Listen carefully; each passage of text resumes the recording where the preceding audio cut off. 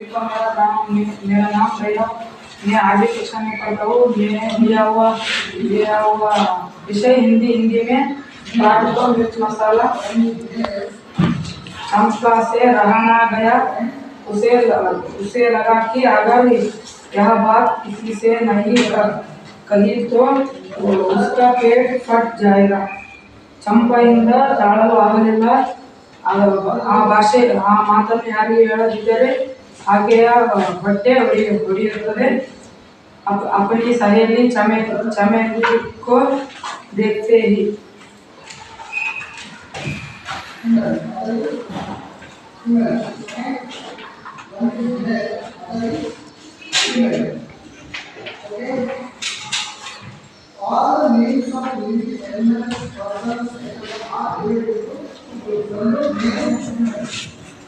आगे ಗೆಳತಿ ಚಮೇಲಿಯನ್ನು ನೋಡಿದ ತಕ್ಷಣ उसने सारी बात उगल दी. ಎಲ್ಲ ಮಾತನ್ನು ಚಮೇಲಿಗೆ ಹೇಳಿದಳು. कहने से पहले चमेली से वादा करवा लिया. ಹೇಳೋದಕ್ಕಿಂತ ಮೊದಲು ಚಮೇಲಿಯಿಂದ ಭಾಷೆಯನ್ನು ತೆಗೆದುಕೊಂಡಳು. चंपा बोली, देखो तो बोलो जी को आज काशी आई और उनके मुंह से एक पूरा कबूतर निकला. ಹೇಳಿದಳು, ಗೋಲುಜಿ ಅವರ ಬಾಯಿಯಿಂದ ಒಂದು ಸಂಪೂರ್ಣವಾದ ಪಾರಿವಾಳ ಹೊರಗೆ ಬಂತು. चमेली को विश्वास नहीं हुआ. पूरा कबूतर तो इतना बड़ा पक्षी है, काया कैसे होगा. ಚಮೇಲಿಗೆ ವಿಶ್ವಾಸ ಆಗಲಿಲ್ಲ. ಸಂಪೂರ್ಣ ಪಾರಿವಾಳವನ್ನು ತಿನ್ನಲು ಹೇಗೆ ಸಾಧ್ಯ. कुछ ही देर बाद किसी पर्वतन ने सुना कि बोलू के मुंह से झुंड कबूतर, कौवे, गुरैया, मुर्गा आदि निकल रहे थे.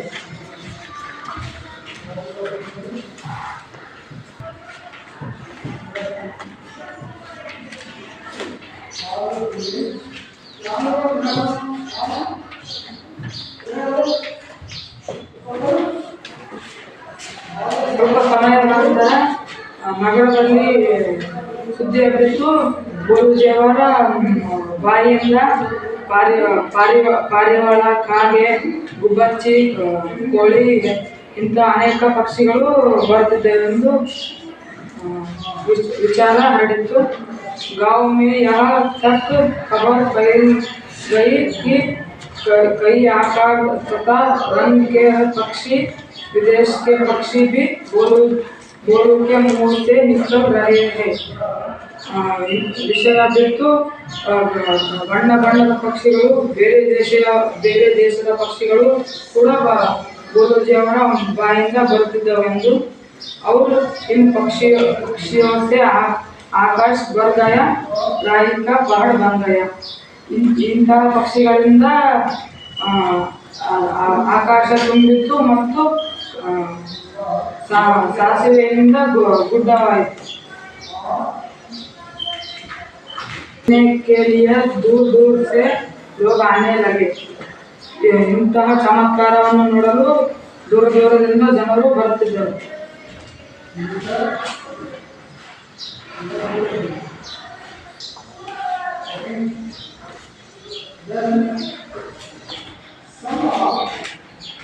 बेचारा बोलू भयभीत होकर किसी एक पेड़ पर छिप गया. ಗೋಲುಜಿಯವರು ಭಯದಿಂದ ಒಂದು ಮರದ ಮೇಲೆ ಅವಿತು ಕುಳಿತಿದ್ದವು. थोड़े देर बाद सब लोगों ने उसे ढूंढ लिया. ಸ್ವಲ್ಪ ಸಮಯದ ನಂತರ ಗೋಲುಜಿಯವರನ್ನು ಎಲ್ಲ ಜನರು ಹುಡುಕಿದರು. उसकी घबराहट देखकर लोगों को समझ आया कि किसी भी रहस्य को बताने से पहले 10 बार सोचना चाहिए. ಗೋಲುಜಿಯವರ ಆತಂಕವನ್ನು ನೋಡಿ ಜನರಿಗೆ ಒಂದು ವಿಷಯವನ್ನು, ಒಂದು ರಹಸ್ಯವನ್ನು ಹೇಳುವುದಕ್ಕಿಂತ ಮೊದಲು 10 ಸಲ ಯೋಚನೆ ಮಾಡಬೇಕೆಂದು. ಧನ್ಯವಾದ.